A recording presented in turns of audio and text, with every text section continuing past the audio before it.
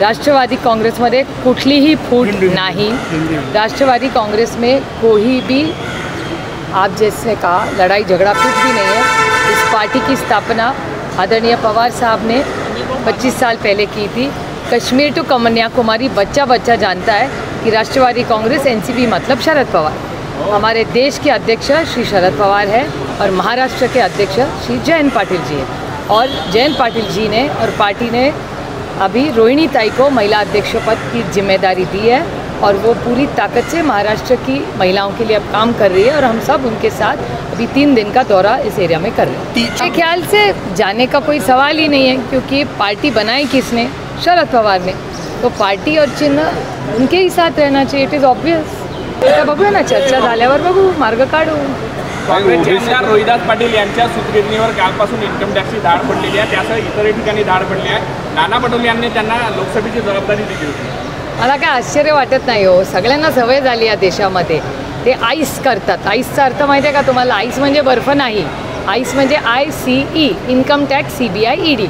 विरोधात बोललं की आईस, त्याच्यात काय नवीन काय नाही या देशामध्ये। जो विरोधात सत्तेच्या बोलेल, भारतीय जनता पक्षाच्या विरोधात बोललं की आईस, त्यांच्या पक्षात गेला की पूर्णपणे त्यांचं जे काय वॉशिंग मशीन आहे तिथून बाहेर आलं कि नो आइस, एकदम डिफ्रॉस्ट, काय प्रॉब्लम नहीं। त्याच्यामुळे आम्हाला सवय झाली है। रोहित पवार पे भी ED की कार्रवाई हुई। ये तो सब विपक्ष पे देता है। आपका अगर चैनल या वर्तमान पत्र पढ़े उसी में किसी ने RTI किया था, जो पेपर में ही मैंने पढ़ा था कि 95% जो केसेस है वो ऑपोजिशन पे है, ऐसा RTI का डेटा कहता है। तो जो खिलाफ बोलता है उसको आइस किया जाता है इस देश में। कोई नई बात नहीं, हमको आदत होगी इस बात। रोहित पवार आगे बढ़ रहे हैं इसीलिए उनके ऊपर कार्रवाई हुई ऐसा, या वो BJP में जाना चाहिए ऐसा प्रेशर ला रहे हैं उसमें?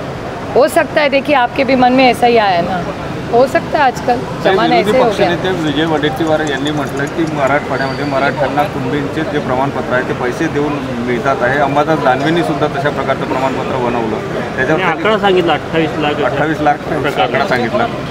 आता किती लाख वगैरे मला याची फारशी काही माहिती नाही, पण प्रशासन हे ट्रिपल इंजिन सरकार आहे, त्या ट्रिपल इंजिन सरकारने उत्तर दिलं पाहिजे याचं। गौतमी पाटील यांच्या जो हे झालं होतं जिल्हा परिषद शाळेमध्ये, त्यात गुन्हा दाखल झाला होता। दीपक केसरकर म्हणाले होते की कारवाई काही झालेली नाही।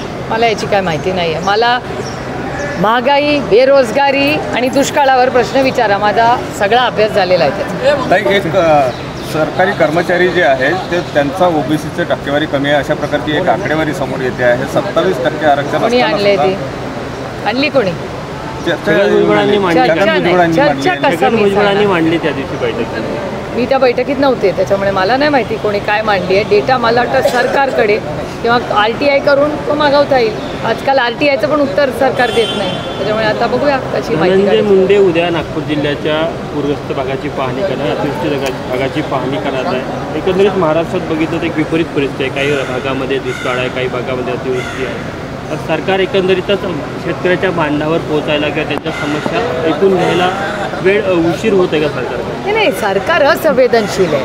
परवाच्या दिवशी कांद्याची एवढी मोठी दिल्लीला मीटिंग झाली, कोण गेलं इथून? नाशिकमधले किती आमदार, खासदारांना, मंत्र्यांना बोलवलं होतं का? महाराष्ट्रातले किती मंत्री दिल्लीला गेले? एवढा मोठा कांद्याचा विषय असताना, एवढी अडचणीत कष्ट करणारा शेतकरी आले असताना, एक तर चुकीचं धोरण, 40% टॅक्स लावला आहे कांद्यासाठी। मी 4 महिन्यापूर्वी हे पियुष गोयलांना ट्विट करून विनंती केली होती की कांद्याचा प्रश्न खूप गंभीर होणार आहे, कृपा करून असे काहीतरी निर्णय घेऊ नका। तुम्ही माझा WhatsApp चेक, माझा ट्विटर अकाउंट चेक करू शकता।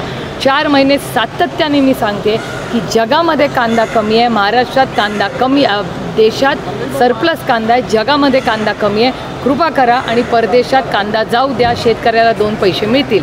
पण या केंद्र सरकारने हा निर्णयावर उलट 40% टॅक्स लावला आणि टमाट्याला जेव्हा 2 पैसे शेतकऱ्याला मिळत होते तेव्हा नेपाळवरून यांनी टमाटा मागवला। त्याच्यामुळे सातत्याने सरकार विरोधी आणि या शेतकरी विरोधी आणि या सगळ्या शेतकऱ्यांचा कंबरडं मोडायचं पाप जर कोण करत असेल तर हे महाराष्ट्राचं आणि केंद्र सरकार करतं। त्यांना अजिबात वेळ नाही, कारण का ते आईस, पक्षफोड, घरफोड याच्यात इतके व्यस्त असतात की त्यांना प्रशासनासाठी वेळ नसतो। तुम्ही पाहत आहात विस्टा न्यूज मराठी।